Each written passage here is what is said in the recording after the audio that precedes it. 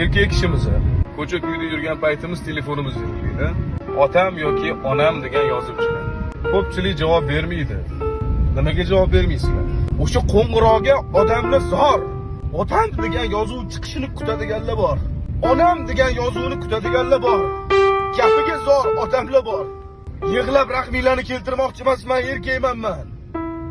Lekin erkakni ham sindiradigan narsa bor. Bu nima? Jonida otasi, onasi bo'lmasa, ustunsiz uyga aylanib qolar ekan. Onamni shunaqa sog'inganman, hozir sog'inib ketyapman. Otamni qancha sog'inganimni mazincha ham tasavvur qila olmaysizlar. Ota-onangiz chaqirdimi? Nima ish qilishingizdan qat'iy nazar, kimni oldida bo'lishingizdan qat'iy nazar, labbi deb boringlar. Ertaga labbi deb borganingizni qidirib qolsangiz, undan og'ir narsa yo'q. Ota, ona bu ulug' ne'mat.